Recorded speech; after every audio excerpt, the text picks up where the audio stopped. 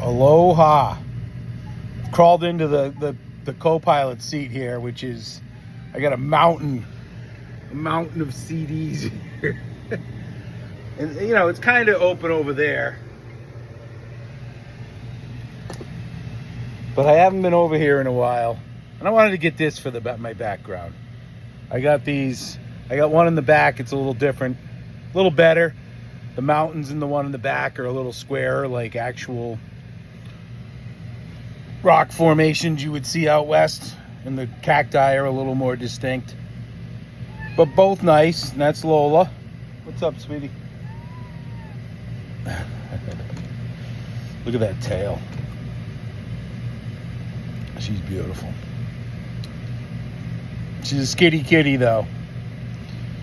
She loves being near me, but you can't cuddle. You can't like hold her in your arms for like more than like a minute. But she'll stay right there. But you just seems that I got 2 girls and 3 boys, and the 2 girls you just can't cuddle them. And I think that's maybe like a cat motherly thing. They don't want to feel like they're being held and penned. You know, the motherly instinct, protecting, looking for food. Just a theory. Cat theory through experience. They're all very friendly and loving, but the boys they'll let you pet them all day and you can hold them and stuff, and then but the girls just she won't leave me alone. She's like, she's beautiful. But I figured I'd do my chat before I watch my Mike Zikopoulos. He's like the guy I don't know. It's funny because about 2 weeks ago, I'm watching his channel and I'm like checking every day because he puts out stuff during the week. I'm like all into what he's saying because we're like on the same wavelength and like kind of going through a lot of the same things, like physically. He did this one talk where he's like, you know, I could be not moving too well and I had this pain in my left knee, and I'm like, I mean, that's my left knee and I have no explanation, you know. But then he gave this one talk, and it's not the one he did about family. He did this one where he's kind of talking about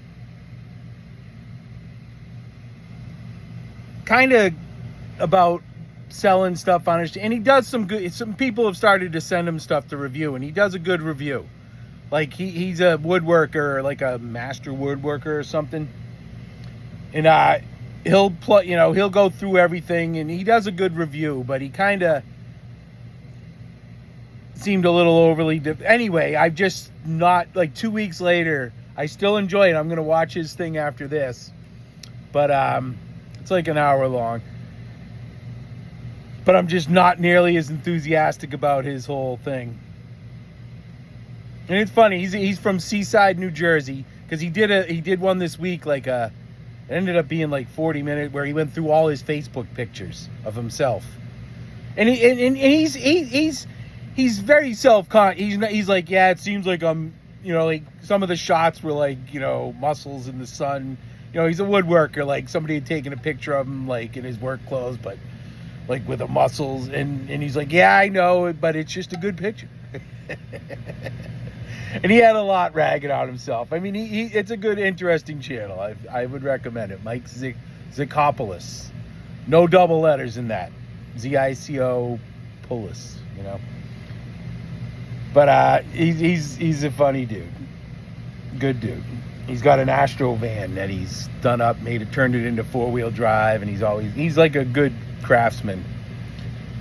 But anyway, so I don't know why I got on that. I guess just to say sometimes, like, he's kind of been an influence on the fact that I decided to do this, but I like this, like doing a weekly recap of everything, you know, whatever you want to talk about. Shit you've done or shit you've just seen, the news, you know, anything. So, but instead of watching his first and being influenced by anything, he might, you know, I just wanted to do mine first. So today, it's Sunday night, and I just had my patented pizza hot dogs, which actually Orange Julius, when at the Walpole Mall, when I was like back in the 6th grade days, we used to go. That was the first mall in the area. We get dropped off there like me, Mike Bizarre, Andy and Trary, any combination of that. But pretty much the three of us. And we'd go to, I want to say Good Vibrations was the record store. Not sure on that. But they had the pet store. But you just walk around all day and do stupid shit. And they had an Orange Julius. And they had the pizza dogs. But I've always made them intermittently from there. Just boil a couple hot dogs, tomato sauce, and cheese. Put it in the coaster oven. And it's good. And I had my sister sent me an air fryer that she wasn't using. And I did the fries in there. They were pretty good. But get this. This was so classic. So she sends me the air fryer. I think I got it Wednesday. And I used it maybe last Wednesday, a week ago. But anyway. So I had already made some onion rings on it. And they went pretty good. But I had 2 onion rings that were stuck together, from in the freezer. And they stayed that way. And all the rest of the onion rings were good. But those 2, they were still edible. And I wouldn't say they were bad. But they weren't crispy. And even after I extended the time a little, and I just, that was noteworthy. But they may actually have been just perfect. So I'm not sure if I'm passing judgment on that. But anyway, so I got still a mess in here. So I put the air fryers sitting in a box, one of those plastic containers, a bigger one, like a cooler sized one. And I got a bunch of papers that I still got to shred. And there's no top to it, so it's the air fryer's on top. Then I got my scooter here, right here. And the scooter was kind of up about like that or so. Leaning this way, because I don't want it falling that way. But anyway, Donald, the small young cat, one of the younger cats with his brother Zigaboo, those are the 2 youngest. But he steps on the scooter on the platform where I would stand. And it was straight up enough that the scooter goes over. And I've been fearful of that because you don't want these brake handles break in or the throttle. But anyway, the brake handle here goes right into and breaks a hole in the air fryer that I had at that point. This happened like 2 or 3 days after I got it. And it still worked, thankfully, but I'm talking a hole right into it. And the piece broke off in there, and it's a hole about the size of an egg. But just the hole, had it for 3 days, and boom, and boom. And that's the only time that's happened with the scooter as well.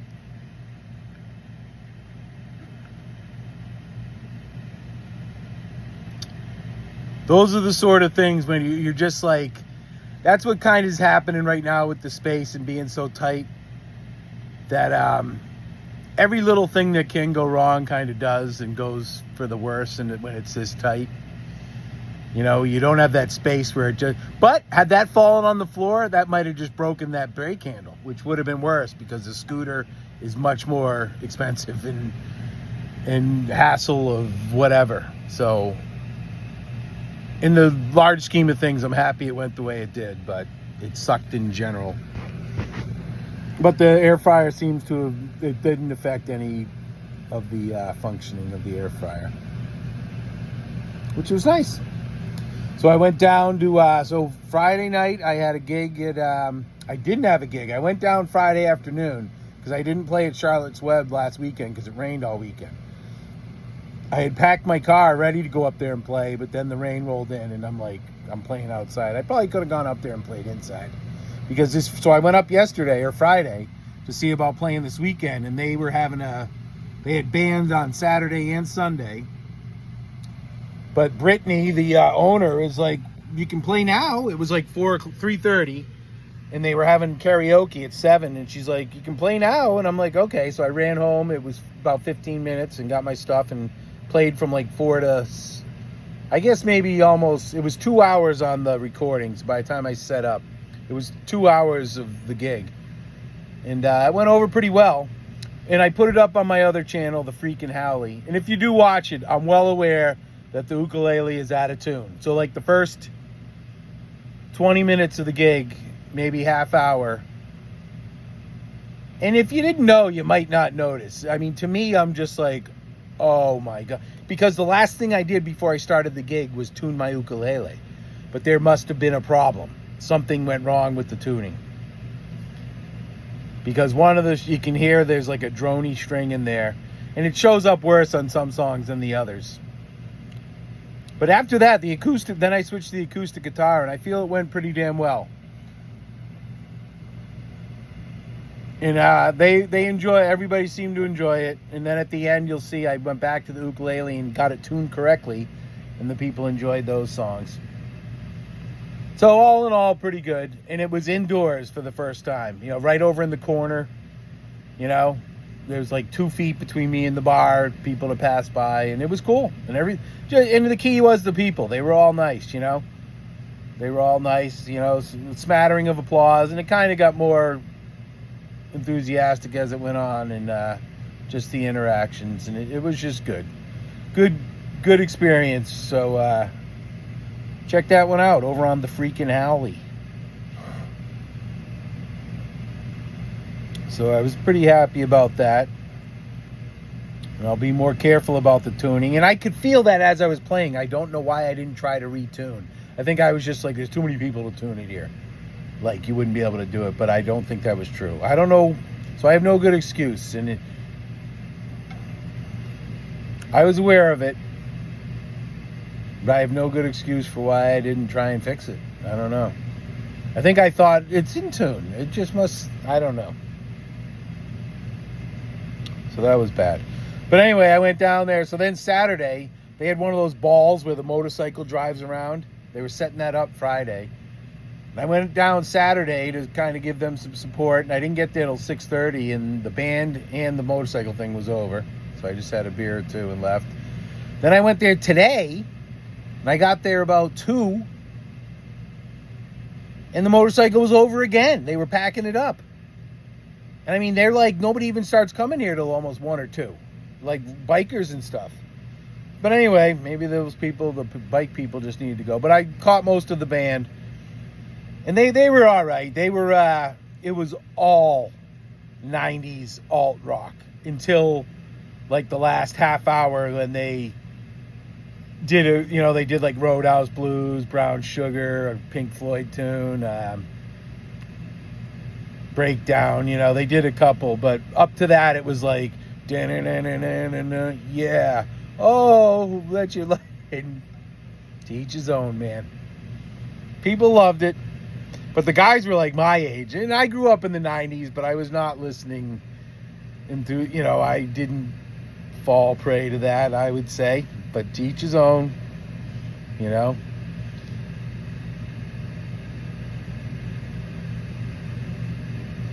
But they were good. They were competent. And, but they did Brown Sugar, and the one guitarist, the kind of the lead guitarist, although he didn't play a lot of the licks and stuff. The guy singing, he did a lot. He was pretty good. He did a lot of the licks and stuff. You know, they did Creep.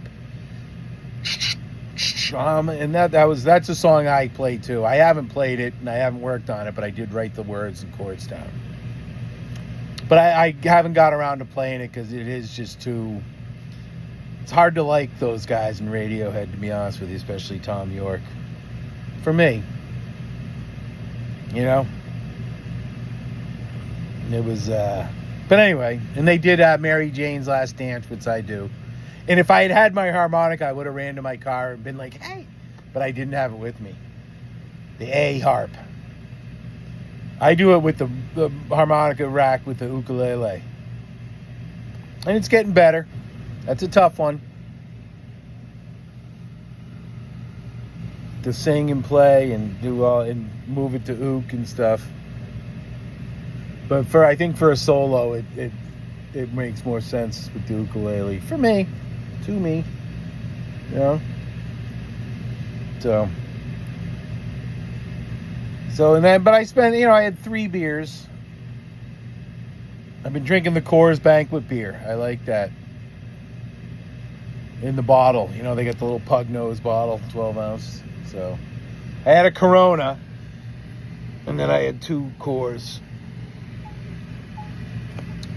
And then, I got my leg folded in front of me here. I'm penned in here.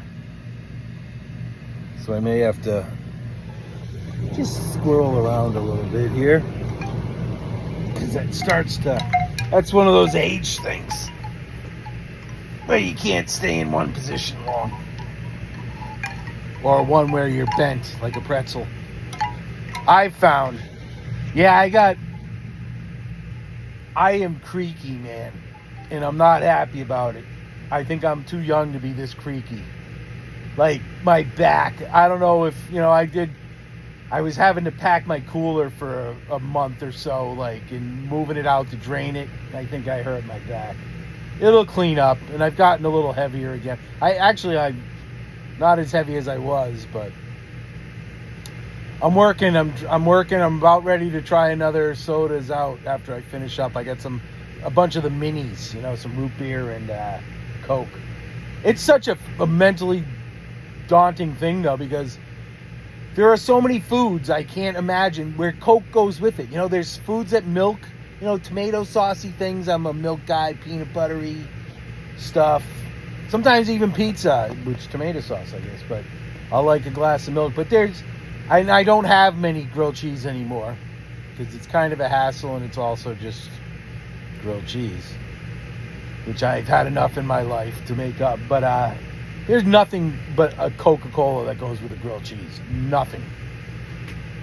Ham and cheese, that's milk. You're not going to drink milk with that. And if you do, you're weird. That's a Coke. This is Donald. He's the one who knocked the thing. He's a bit of a menace.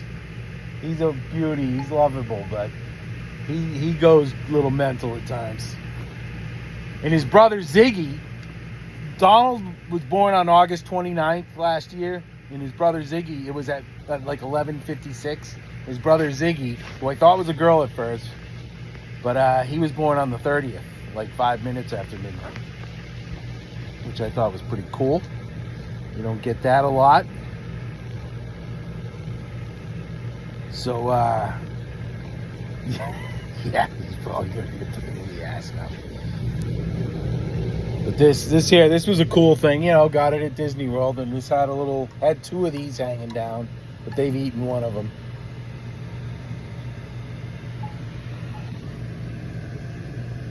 You just got to roll with that shit with your cats. My older cats, though, Billy White Shoes, he's got to be 4 or 5 years old now. He's pretty mellow, so I'm hoping these guys will be mellow at some point. The two girls are pretty harmless, It's weird because the two girls came from the same, they're all from the same mother. And there's been, obviously, the two black cats, probably the same father. The two orange cats, probably the same father. But the two girls are both kind of skittish, and they're the same litter. They're sweet, but, they're just not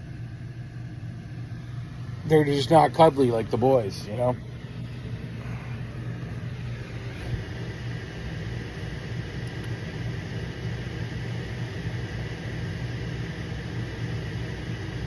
So that's that. But this week we've really got to find a couple more places to play. We want to push this music thing. I got to play more. But it's like today. I just wrote down like 3 or 4 new songs. I'm just even they're old songs, but and I wrote like 2 pages of lyrics, like cutting down Bruce Springsteen for being a fucking loser. Which he is. He's a hypocrite. The America he's sung about that he never lived. His dad was working class.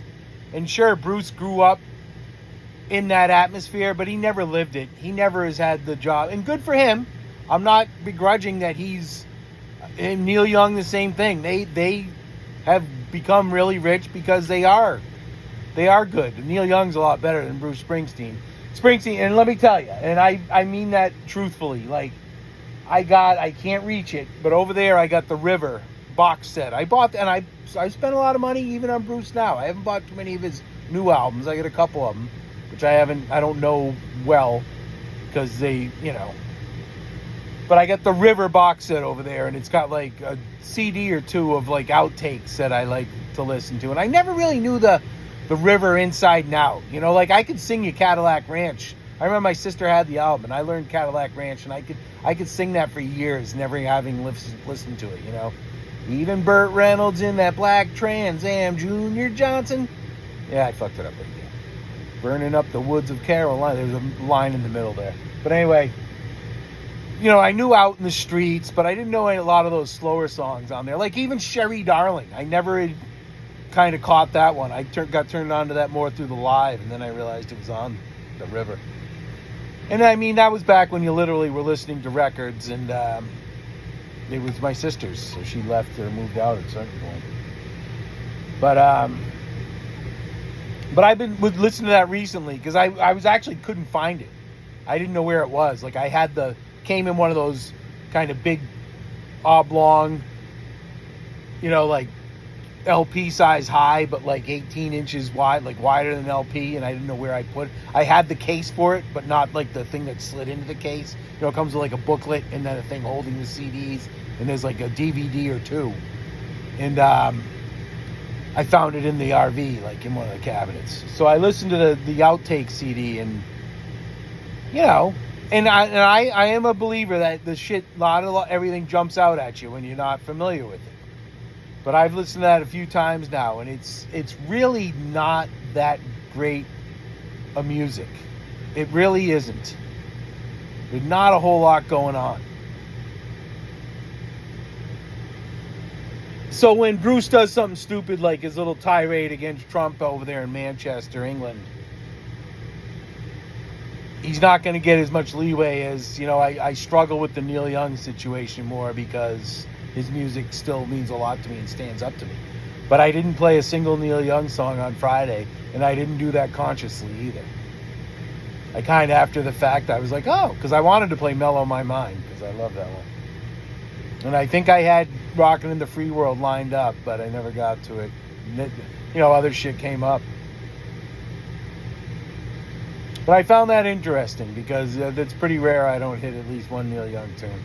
Everybody knows This Is Nowhere. And I did Pocahontas a couple weeks ago, and I've always had a little trouble with that. Like, Neil's lyrics are not the best. And that's a song, it's got a good, and it's kind of, Marlon Brando, Pocahontas and me, but that's stupid. What the fuck?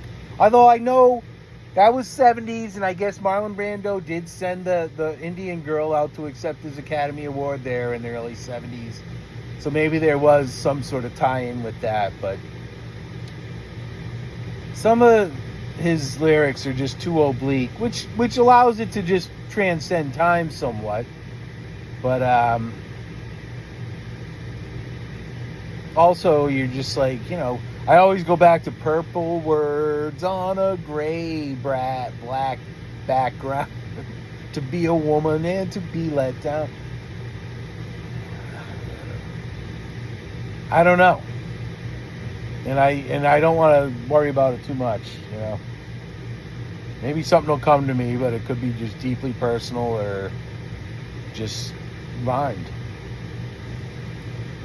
So that's that. I did want to, something came to me, if you ever watch, Adam Carolla's got a podcast, and he can be a bit annoying because he's more or less kind of, we're right on the same page, but he defends his friend Jimmy Kimmel. And he finally did. I was just waiting for him to say something about it. And he's like, look, Jimmy Kimmel's been a friend of mine for a long time. He's always been there for me. Like Adam Carolla's house, it didn't burn down, but he couldn't get into it after the fires in L.A. And, and the first guy who called him was Jimmy. So he just said, look, I have that relationship with him. We don't agree on everything. But some of the shit Jimmy Kimmel said, what a despicable fucking guy, man. I mean, really bad, serious shit, If you haven't got vaccinated, they shouldn't even let you into a hospital and shit. That's, And I've been watching this thing, The High Sessions, which is Hawaii, H-I. And they had a good interview with Kelly Boy DeLima from Capena, which if you don't know, check that out. Kelly Boy DeLima and the band Capena, K-A-P-E-N-A. But Kelly Boy DeLima, he's like one of those, he's like got red hair, but he's Hawaiian, his father was Hawaiian, maybe, and his mother was white or something. But he's a Hawaiian. Grew up there with all the other Hawaiian guys. But you wouldn't at first know it. But when you hear him talk, you do. But just an outstanding ukulele player. And he's got a really high, beautiful voice, too. which sometimes, you know, he had this band Capenna, which he started with friends, and now it's just all family, including his son's son plays drums. He's like 13 years old. But good. He was on the I don't know if you ever watched. You should check out the Hawaii Music Supply. They have a podcast. They got these two kids, Corey and Calais, who are there every week. Sometimes it's just them demoing ukuleles. They play full songs. They did this version of Purple Rain one time. Unfriggin' believable. It's on one of the podcasts. Search it out. They're all worth watching. But a lot of times they have guests. And they jam songs like those guys with them. And that Kelly Boy DeLima was on. I don't know if it was the second. I think I watched the whole thing the second time. And it was that good. I mean, just watching them play. And that Kelly Boy DeLima, man. The ukulele folks. Really good. Really, really good. But then I was watching one. He was on the High Sessions. You know, I was kind of looking around. I'm like, oh, I just want to watch him play more.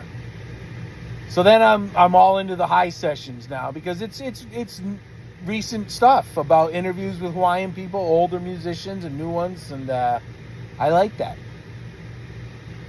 But then they had one, the most recent one, I guess they hadn't been on for a couple weeks, and it was just like a 20-minute update. It's like, you know, a couple of us got COVID and we couldn't, and I'm just like, oh my God. So you got a little sick. You know, but if you weren't calling it COVID, you would have just been like, yeah, I had a cold last week. And he's like, it's the third time. And I bet you those guys have probably been jabbed like 15 times, for Christ's sakes. Just the absurdity of it and the BS of it. And to know that Hawaii is just, God, I love the islands. I love their music. Even the people, until they start getting into that territory, I don't want to know because I'm just like, I lose all respect, and I'm just like, oh my God, you guys are living in this alternative universe. And I commented, the first comment on there, and I'm just like, look, glad all is well, but it's like you guys are in another world, and you kind of are. But did you ever keep track of all the colds you had in your life? Like categorize them, head cold, chest cold? No, none of us did. It's like, yeah, I had a cold last week, or it sucks, I hate getting colds, or yeah, I hate head colds when you have them. And none of us, and you get over them. They suck and you get over them. And now with this COVID thing, it's essentially just a cold, you know, a respiratory thing. And now, but it's like some other thing, serious thing. They've had their shots, they're still getting it, and they're all living, nobody's dying, but it's still, it's serious. I know people who've died, you know. It just sucks that people are still bringing it up, and, you know. And it's like they all had it. Why couldn't you have a fucking thing? I don't know. It gets aggravating. And it sucks because you just kind of are like, they wouldn't like the fact that I roll my eyes at it. And, you know, I got some of that going on in my family still. You can't even bring stuff up with some people in my family. It's pretty bad. Not as bad as Mike Z, but it's pretty bad. I'm not going to get into it any more than I have in other places. Yeah, I brought up some shit with my brother on the Friday Night Jam, which I don't think I have to worry about him watching it, but so what? That's my life, man. I'm going to talk about it, you know? Just how he works for a professional sports team, and when COVID hit, he sent out an email to all us siblings, a text, you know, recommending we get the shot, and I have access to important doctors, and who somehow family businesses and small businesses were put out of business, but the NFL had a full season because it was a really bad, flying all over the place, Europe, everything. But we took care of it. We made sure we had a protocol, and Aaron Rodgers just lied about it, but he was still able to play the whole season because he's Aaron Rodgers and he's a quarterback. So just your credibility is just shot. He's my brother. It's all good. I hope he can handle me feeling this way and saying that, because that's how I feel. I'm not going to fucking silence myself or hold back, or, I will hold back. I'm not going out of my way, but when it comes up, it comes up, And I hope he can handle that and just accept that.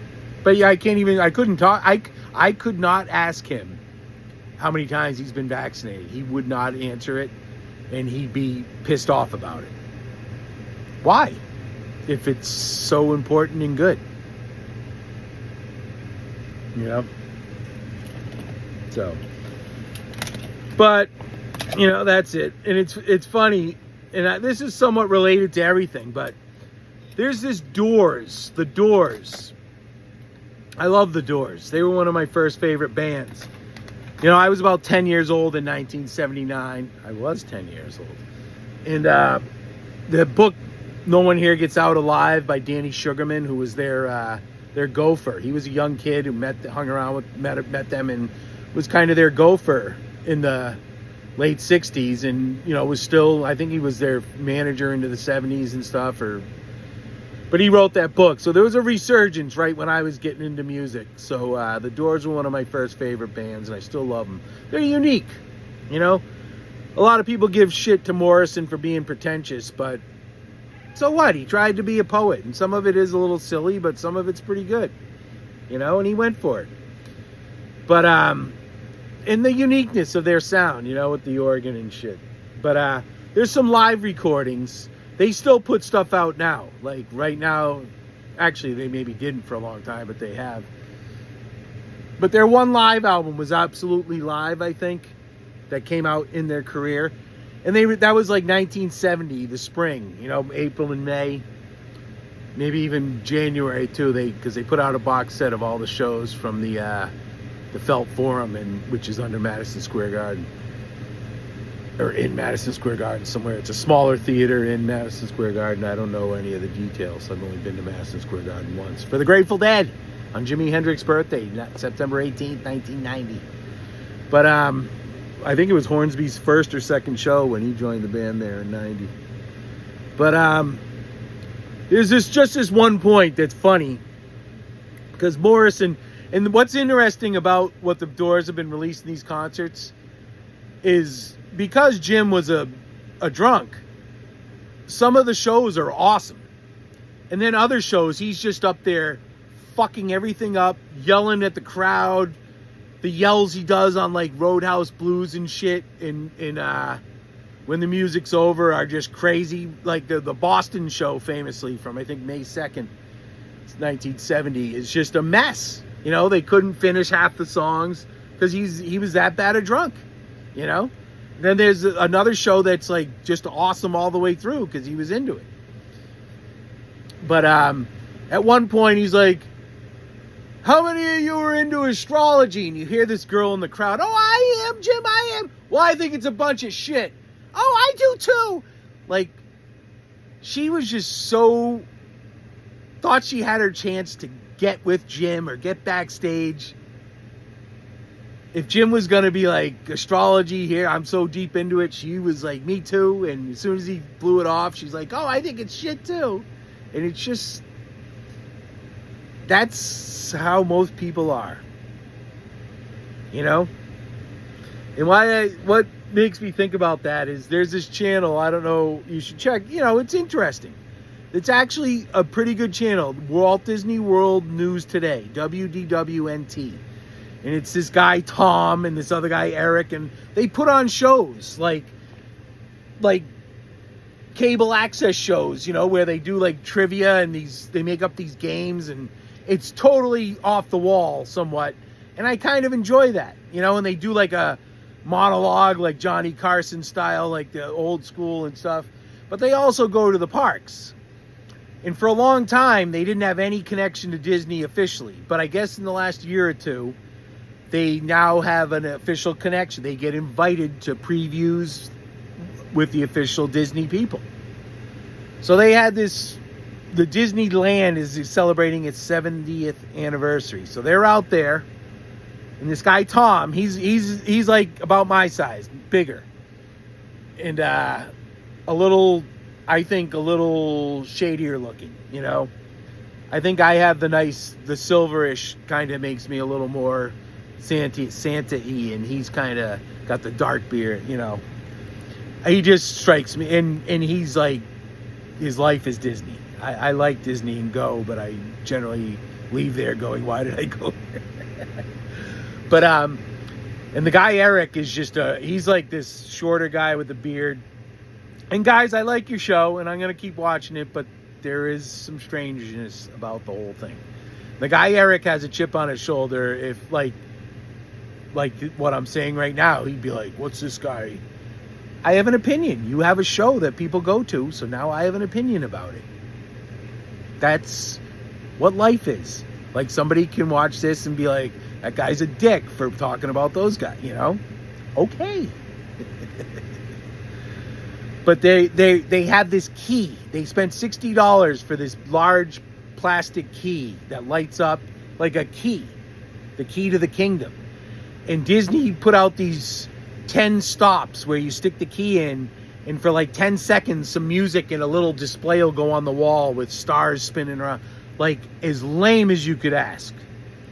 Now, the $60 for the key, and there's a pin in it, a hidden pin, which you can't open it up. It's in the key that you paid for. But without breaking it open, you have to go to all 10 of them, and then it opens up or something at the end. But it was like a 15-minute video, and I watched it, and they were like, oh, pretty cool, and they were just, it was just weird. It was one of those videos where you're like, two potential pedos walking around Disney World freaking out kids. That was what came into my head.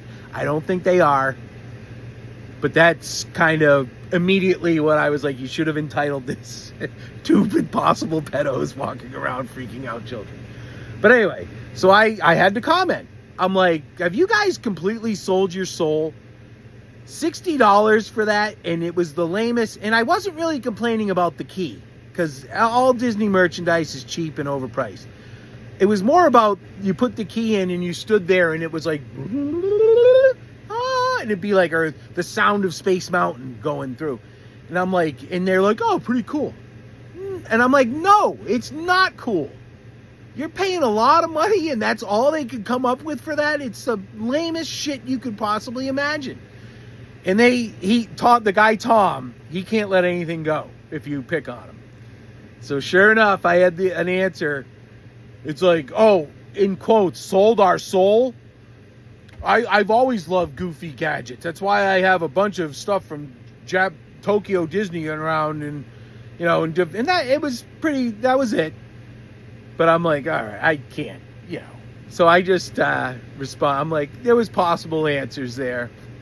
I could have said you should have called it video 2, but I just said a simple yes would have sufficed, as in reference to selling your soul. Because there's no way, because here's my take on that. Like, he was actually responsible for some things changing. Like, he led like a campaign, I guess, to save like one of the rides or something, you know. But I guarantee you, the people in Disney, the executives or whoever's in charge at whatever level, they're like, what's this channel Walt Disney World News Today? They have a shit on every day. And he's like, what is that? They're kind of critical of some of our stuff. And I get you, the head guy's like, or somebody's like, just start inviting them to our stuff. Once those people get in like that, they'll stop criticizing us because none of them want to lose that access. And it makes sense. So I'm like, that was my, so they're not going to call it out. And I love Disney World. I don't really love it now because of the price and the crowds and the cheapness of everything. So I love more the concept. And right now I'm stuck in this thing where I keep going, and every time I'm out of here. I leave early. I used to like just walking out, the tiredness of walking out late, and hearing the music, and everybody's worn out, and the lights, and I used to just love that unique atmosphere that created. Being on the ferry boat, and everybody's just dead tired. And there was just a weirdness environment that I enjoyed. You know, kind of like going into a truck stop at 2 a.m. when you're on the road. You know, I like it because everything's just weird. You know, sometimes scarily weird, oftentimes just weird. But, and I just, I'm like, So I'm not going to back down from calling this stuff out because I want them to do better. You know, I want them to improve their merchandise, maybe a little less merchandise, but better quality, and bring the price down maybe, and stop charging for everything. Like, they're at the point now where they have these parades and you can pay more money to be in the front. And then somebody has to be hired to make sure the person who paid to be in the front is in the front and you're not there if you didn't pay. And shit like that. And it just creates this whole sense of, oh, I paid $120 to come in here and now I'm being told to back up for somebody who paid $60 more to be in the front. And I don't think that's a situation that should be condoned. You know? And other people would be like, oh, because you're poor, or if you don't have the money, you shouldn't. You're wrong if that's your take on that. You're wrong, and you're probably not the best person either. You know? So I just think, and what happens is with these, especially the popular streaming channels, Ron on the Go being another one, I'll occasionally throw a zinger in there.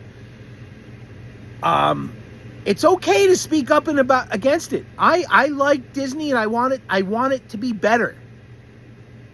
You know? So it's okay to speak up and say, I like this, but I don't like that. You know? It's not a bad thing. It can help.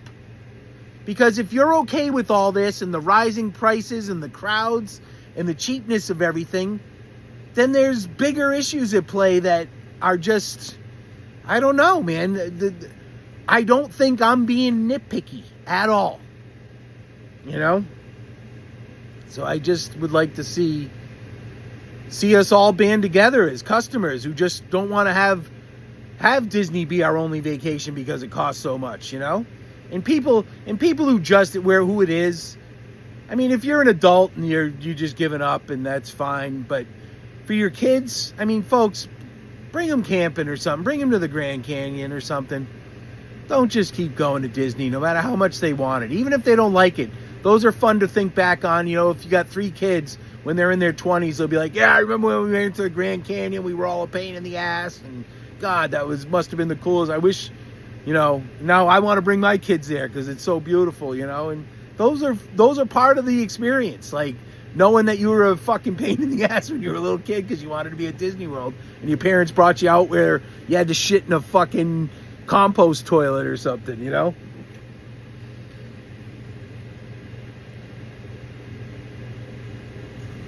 I mean well. And I think it's important to have people who are willing to speak up about shit and call shit out.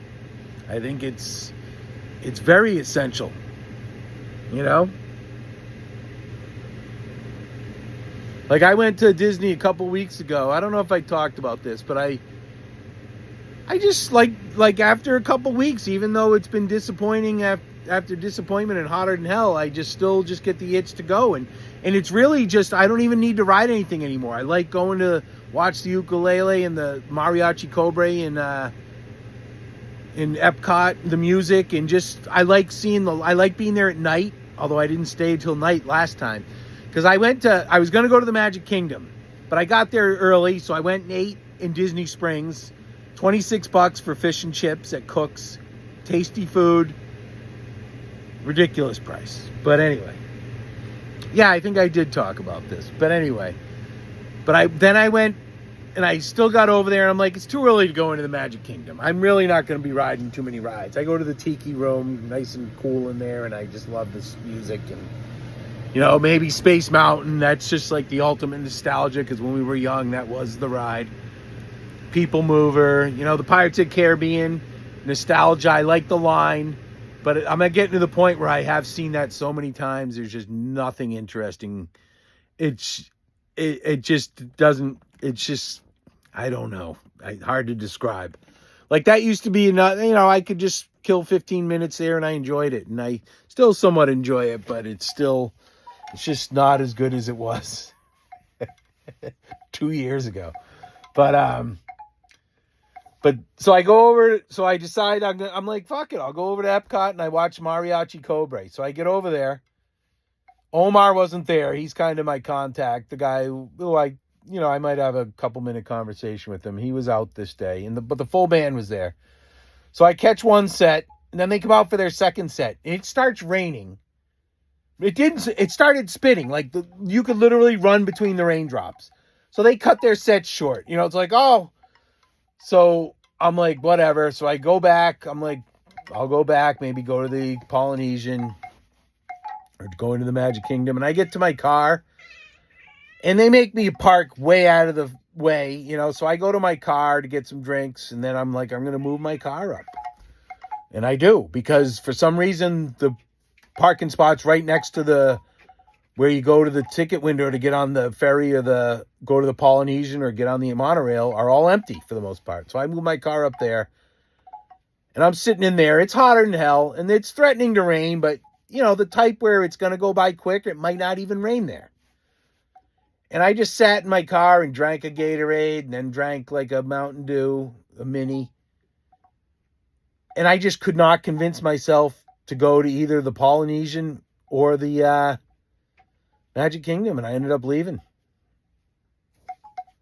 You know? Whereas, you know, 4 years ago when I last had a pass, I wouldn't have left. I drove, 2 hours almost to get there, and like I said, I like just seeing the lights come on, even, just being there. It is a unique experience, even though it's all fake. But I left, and I just didn't regret it.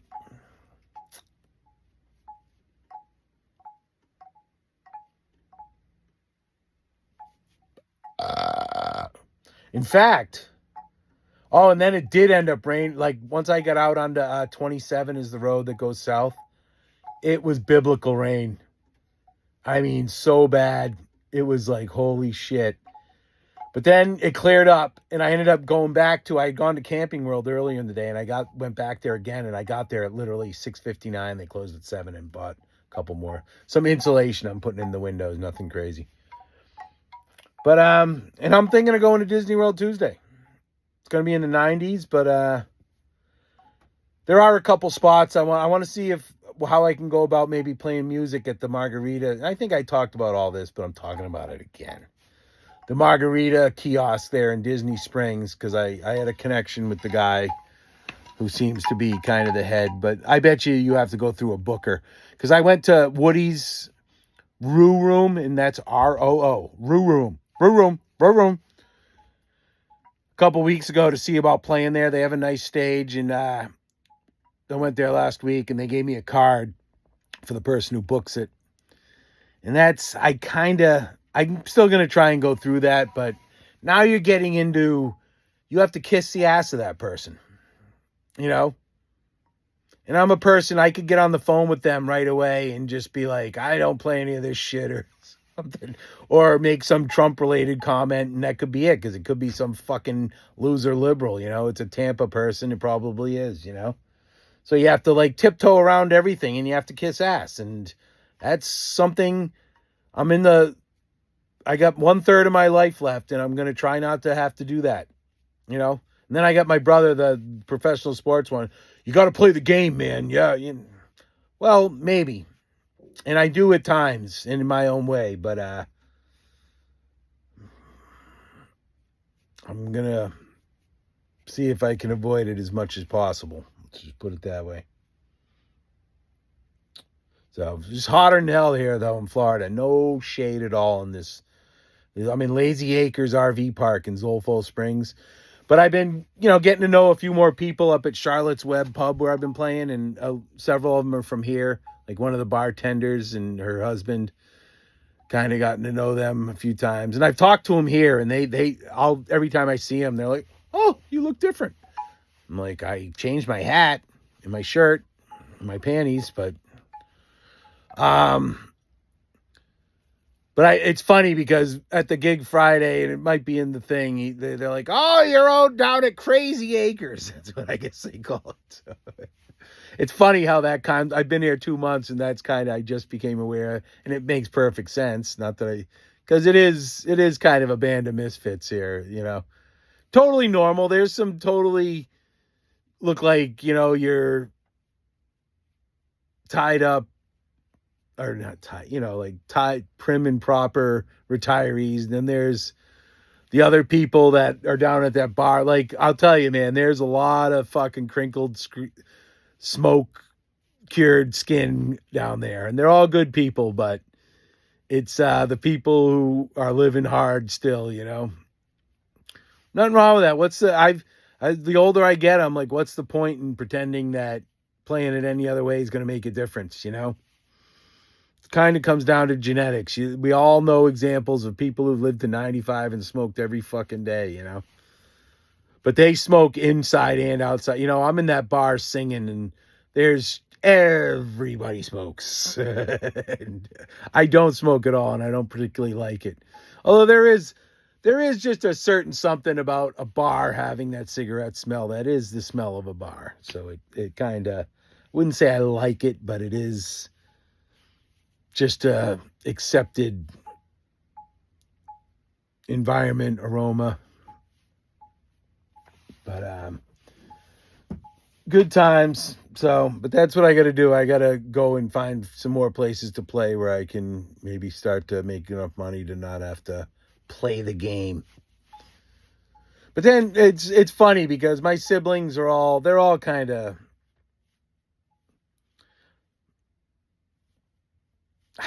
I don't know how to say it, they're not into, like they might go out to a one of those craft breweries or something once a month or whatever, and they still want to hear who's next, They never got past that. They never were like, oh, this album's great, the whole thing. Let me try one of those other ones and see if that's, So they never, which is fine. Everybody's got shit they're doing.